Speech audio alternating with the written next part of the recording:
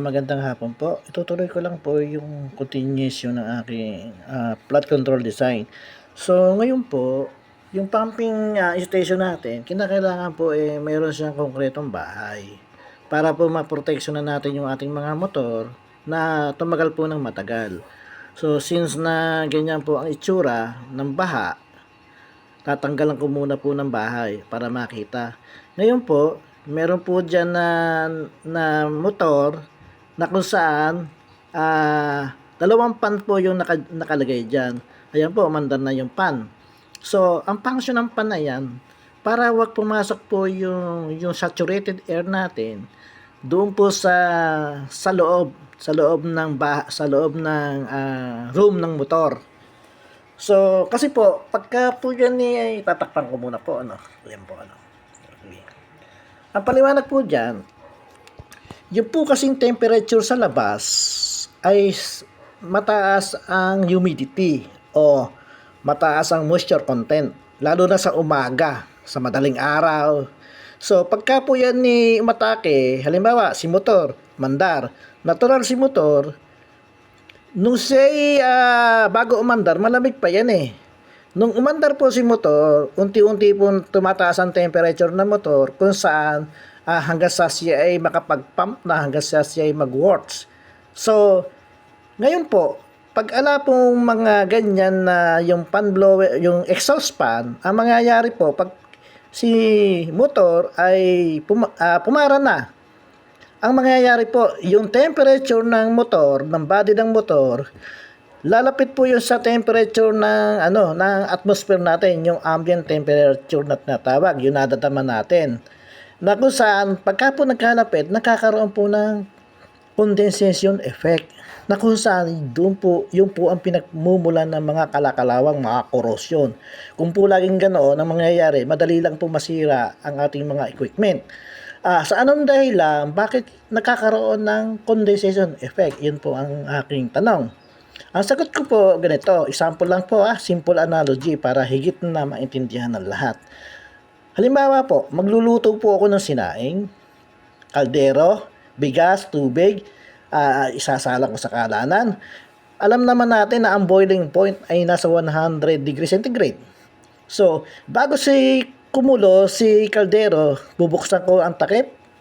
Ang gagawin ko po, ililigay ko ang takip doon sa malayo doon sa lamesa, sa palagay na sa lamesa.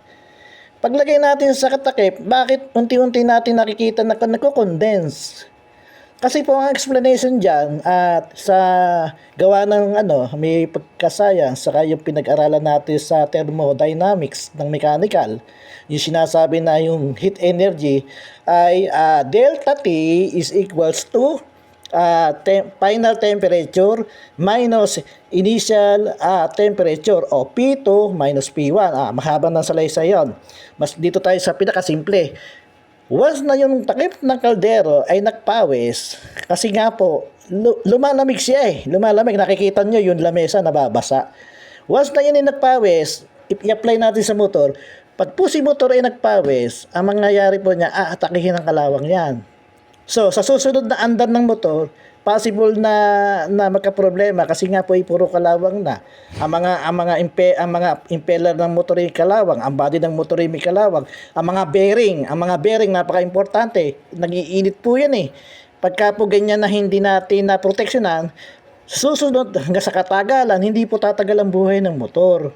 Ngayon, ang function ko para hindi pumasok si ambient air kasi nga po ay saturated. Papasok lang si ambient air kapag si motor dun sa loob ay lumamig na nakasinlamig niya. Kasi po ang trabaho ng dalawang motor na yan, i-maintain niya yung dew point temperature, mahaba-habang kwentuhan niyan. Sa loob ng pump house. Susunod, palamagin niya yung motor. So, na-experiment ko yan, sa loob ng 2 hours, normal na yung motor. Kumuha ako ng laser gun, tinignan ko ang temperature ng motor sa loob ng yung kwarto sa room temperature, almost 32 or 33. Kumuha ako ng kinunan ko ng temperature yung ambient, kahit ano naman bakal sa labas, equal. Doon po sila hindi magkakaroon ng condensation. At yung mga motor na yan, may timer po yan.